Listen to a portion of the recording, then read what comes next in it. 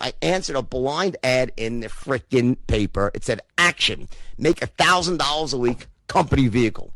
I'm like, oh man, company vehicle, $1,000 a week is all the money in the world back then, right? 1985, right?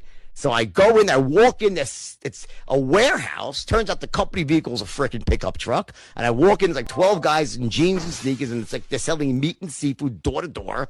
Not to restaurants, but to homes and like when I say to businesses, like you'd be like in a mortgage company, a guy, hey, you want any meat and seafood? Right? Like you just walk in cold, right? Yeah. So at the first day, I go out with this guy to train me. That was the system. You go out with a trainer. His nickname was the Penguin because he had like a stick up as he waddled around with a stick up his butt, like that, right? The Penguin gets me in the truck. Listen, the key to sales is you got to be pumped up and positive. That's the key. I'm like, all right, it sounds good. He goes, and listen, whatever happens, no matter how many doors they get slammed in your face, you always got to end up and say, have a nice day. I'm like, why? He goes, because it makes you feel better about yourself. I'm like, all right, fine. So the Penguin drives up to like New Rochelle, upstate New York, right? That was their training. That was the training. We get out. He goes, just follow me. I'll show you what to do. He gets out of the first thing, knocks it off. Woman opens the door. He goes, hi, I'm Elliot. I deliver meat and fish. He's like, slam. He's like, have a nice day. He's like, that's fine. It happens, right? We go up to the next door. Woman opens the door. Hi, I'm Elliot. I deliver meat and fish to Clam. Anyway, listen, we were in what's called a cold neighborhood where no one wanted the food, basically. And door after door after fucking door got slammed in the Penguin's face. And every door that said, have a nice day, he waddles with his fucking stick up his butt, waddles to the next fucking door, right? Until somewhere around 12:30, he gets out of the truck, and I notice something strange. The stick falls out of his butt, his shoulders drop, and he like kind of lumbers up to the door, and he does what I call the non-closer's knock. It's like, he barely even knocks. He's hoping they don't answer, right? Woman opens the door. He's a kind-looking woman. He looks, he goes, you wouldn't want any filet mignon, shrimp, or lobster tails, right? The last 35 people said no, so I'm just going to assume you're going to say no. Just get it out of the way now, right? Now, he didn't say those words. He didn't have to. The negativity was oozing out of his fucking body. He sounded so terrible. I was like, holy shit, does this guy know how? And I watched this happen. And I was like, wow, he lost his certainty, right? Anyway, the rest of the day, the guy didn't sell one box of meat.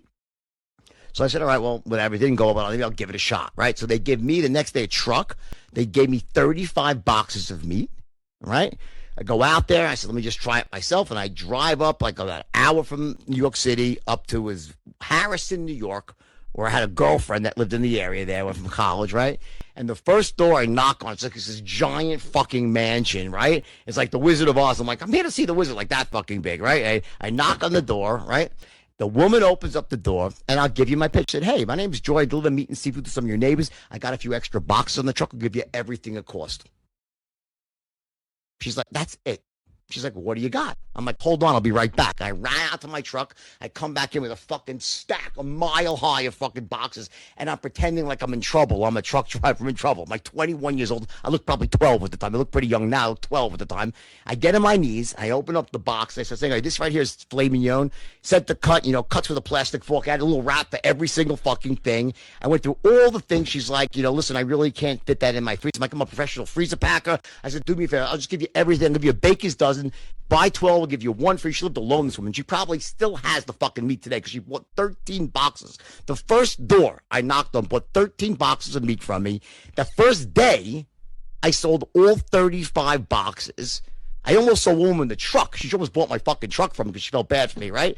When I went back to the warehouse that next day, they're like, where's the food? I'm like, I sold it. They're like, to your friends? I'm like, no, to strangers. They're like, no, it's impossible. The average guy was selling 4 boxes a day, 5 boxes a day, right? The first week I sold 250 boxes. And the simple way I did it was this. You walk up to a door. Hey, my name is Jordan. I deliver meat and seafood to some of your neighbors. I got a few extra boxes on the truck. I'll give you a great deal on anything. If they say not interested, do you know anybody who might be? No. Have a nice day. Next. And I did, and I had a system that was not about turning. This is what the spirit of how Grant Cardone is, that it's not about turning people. If someone doesn't want meat, I'm not going to debate for 35 fucking minutes about whether they should buy meat. I'm going to go to the next door, and all at once I say, "What do you got?" That's right. Hold on, I'll be right back. And then I start. So to me, that's the difference between marketing and selling. When I'm knocking on a door and giving my pitch, that's pretty much marketing, but I'm marketing door to door. When the moment she says, what do you got? I'm like, hold on, I'll be right. That's when the selling begins. I run back, I get my fucking boxes, and my rule was that I had to sell at least 20 boxes a day. If I did not sell 20 boxes, I would knock on doors till my fucking knuckles were bleeding. That was my rule.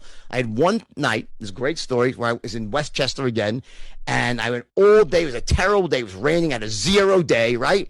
It's like now 7:30 at night. I knock on some door, okay? Door opens. It's like, so who are you? All right. I said, oh, I'm Joy. I deliver meat and seafood to some of your neighbors. She's like, all right, just go inside. I'll be right back. And she leaves. I'm sitting down, it's pouring outside. She comes back like an hour later. I'm sitting by myself in a mansion. No one's there, in a mansion. Okay, now, who are you? What do you got? I explained. She's like, all right, just load it into the fucking, I feel, but just load it into the fucking freezer. She buys out my whole fucking truck, this woman, all right? And every single 2 months, the whole truck, and that happened after literally 10 hours of knocking on doors with 0.